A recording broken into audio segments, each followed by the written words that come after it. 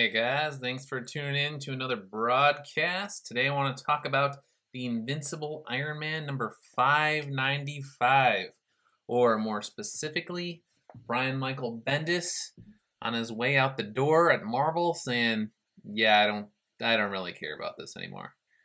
So, long story short, regular subscribers know that I have covered this book since the very beginning. I've covered this book before RiRi was even introduced, and that actually leads in to the very beginning of the story. Quick synopsis here. It's called The Search for Tony Stark. And yes, it's an Iron Man book that I've said before that Iron Man, Tony Stark, has not been the main character for a long time. I don't think Marvel under Axel Alonso really had any plans to bring him back. But the blowback from RiRi Williams and the sales, maybe they had to be, brought kicking and screaming to bring him back, something along those lines. It's like Legacy was sort of them saying like, okay, we'll bring back the classic characters, but they were irritated at it. So there's all these threads that need to be tied up, and this particular book is a mess. I don't even know, I wanted to almost do a scripted review for this, but I don't even think it deserves it. So, long story short, it starts off with Victor Von Doom, and he meets up with this kind of like woman who, a couple years ago was Tony Stark's, girlfriend, who after like one or two dates, he immediately said that he loved her. She's like this biochemist that is searching for cures for diseases. And while Tony disappeared again, or I should say rather the first time, Doom offered her the ability to essentially fund her research. So yeah, I covered this in, September 8th, 2016. I wrote, Bendis' Tony Stark loves woman he's been on about 2 dates with. Invincible Iron Man number 13, a giant boredom bubble. And actually, if you went back, if you look at my blog, the first couple issues, actually the first probably like 5 or 6, I gave this good reviews. And then somewhere along the line, Bendis was just like, yeah, he just got interested in RiRi. Maybe he thought that was going to do better than it did. Who knows? But anyway, Victor Von Doom shows up. So a woman doesn't want anything to do with him. And the whole thing is weird because for a lot of people, they're just like, I totally forgot about this lady. And he's acting like it's this big dramatic moment with her. She pulls a gun on him. And, maybe in, another book, this has been ongoing. I don't know. I've only been reading Iron Man. But you're just like, why do I even care about this? This doesn't even make any sense. Like, you're just... I don't know. I totally checked out on that relationship a long, long time ago. So if you haven't cultivated it, why should I care? So that particular scene ends abruptly.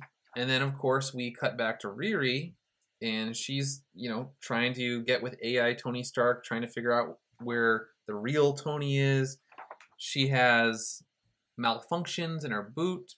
She crash lands essentially in Chicago.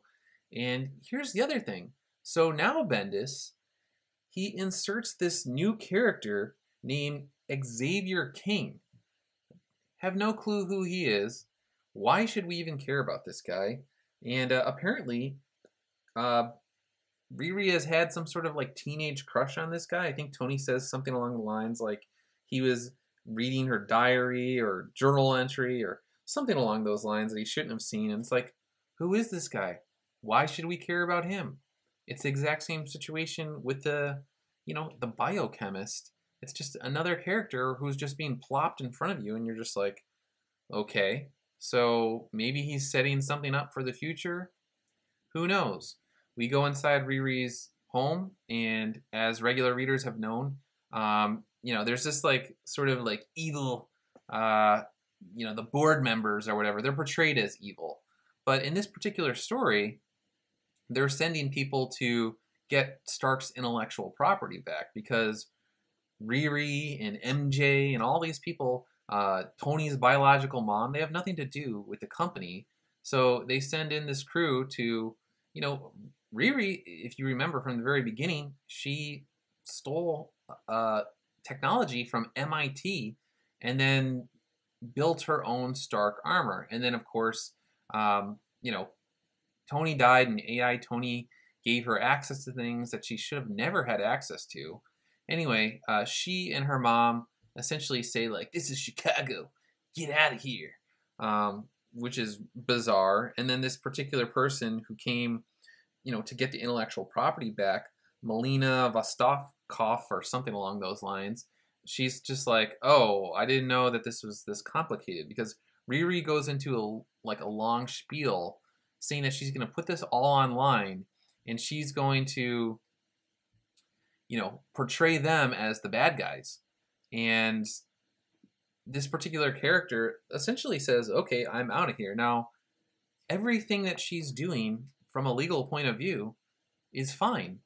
And RiRi doesn't even have any leverage, but she acts like it. So whoever hired this, you know, super villainish character or whatever would have been like, yeah, we're legally in the clear. You have the right to do this. In fact, you should probably bring the cops with you and make sure that she doesn't go psycho on you, because this is the same exact woman who literally took over a country and became a dictator and then portrayed herself as some sort of like savior not too long ago. But yeah, RiRi is in the wrong here, and her little crew, including AI Stoney, acts like she's in the right. But readers on the outside looking in are just like, this is totally bizarre. Bendis didn't even set this up correctly. Now, this again, abruptly scene change, and you know, I don't know if like real Tony, we don't know where he is. Spoiler, spoiler, spoiler. These scenes take place where he's having some sort of like either near-death experience. You know, you got the white glow about it, and it seems like maybe he's hearing things that are happening in real life and then working them into like his dream or something along those lines. Like he's inside his own mind, stuff is happening. Who knows? But he wants to meet up with his mother again, his biological mother. He's kind of like a baby. Whatever he's done to like try and save himself has, you know, de-aged him. And in this particular like dream sequence or whatever, his mom's carrying him. I've said this before, this is kind of like Peter Parker, where, and even to some extent The Last Jedi, where there's this emasculation of the males. You know, Luke Skywalker's got the baby bottle. Peter Parker is being taken care of by his girlfriend on her couch. You know, she gives him little kisses on the forehead. Same thing here. Tony's mom lays him back into bed. At one point, I think she even calls him a little baby. And, you know, she's looking all over the place for him, trying to get other heroes to find him. But, yeah, Tony Stark has, you know, turned into a baby. I don't know what it is with these kind of authors, guys like Bendis, guys like Dan Slott, and on a, you know, a much larger scale, Ryan Johnson. What they have with like turning men into babies, having them curled up. Tony at one point is, you know, he's been in for a few issues now. We don't know exactly where he is, but he's been in this like fetal position.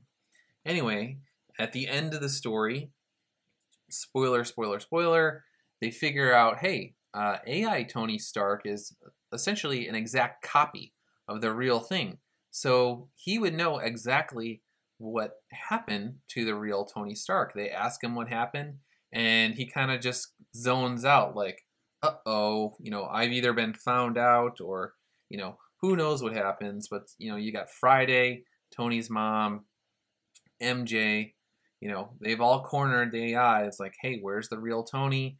And he's like, yeah, no one's ever directly asked me that before. You know, he's been trying to get out of it. And that's pretty much where the issue leaves off. It's supposed to be a cliffhanger. And the thing is I don't even know who cares about it at this point. Like, how many more? I think this is going till March, until, you know, the new, like, Bendis is out of there, whatever. But this book is lost. You know, Tony Stark is lost. But this should also be like the search for Brian Michael Bendis's inspiration or something, because the book is just totally it's not good. And I kind of can't wait until it's over and somebody else comes on, because it's really been not a very inspired run. That's the nicest way I could put it. And like I said, you plot new characters in there. There was a few issues ago, RiRi was, she had to grab some guy's laptop in a building to get away from these biohack ninjas or whatever. Like, I thought that guy and RiRi would form some sort of relationship, since, I guess on some level she probably even saved the kid in the hallway as well. He helped her. He was into computers, and you're like, okay, well, they have something in common. They'll totally, you know, um, forge some sort of relationship. No, that person's totally forgotten about. Now we have this guy, Xavier. Now, is this going to be like, I could see Marvel, like, this is like going to be the new Professor Xavier down the line or something like that, because we got to replace all the old characters. But maybe not. CB's in charge now. But like I said, the point is this book is all over the place, and this is Bendis kind of, he didn't do his homework, and he knows he's out the door, or it's like the end of the school year, and, the last week or whatever, you still got a couple more assignments. You don't care. You're out of there. It's almost summertime. He's going to DC, so he's just going to turn something in, and Marvel's going to publish it, because they just want to get rid of the Axel Alonso era as well. At least CB does. So he's just like, whatever, dude. You turned it in, publish it. Whoever's still buying it is going to buy it. That guy Doug, who reviews it, he's going to review it. Diversity in Comics is going to review it. Captain Cummings. And, yeah, so I don't know who else is buying this. If you're still buying this, if you still like it, let me know what you think in the comments section below. And, yeah, anyway, that's about it for now, guys. Thanks again to everybody who's tuned in. Thanks to all my Patreon members, everyone on the live streams. I know I haven't done one for a couple weeks. Sorry this is a little late. I got sidetracked by Star Wars: The Last Jedi. But I should be getting back to comics more so in the near future for 2018, especially as CB's stuff starts kicking into gear. So that's about it for now. Thanks again, and I'll see you guys later. See ya.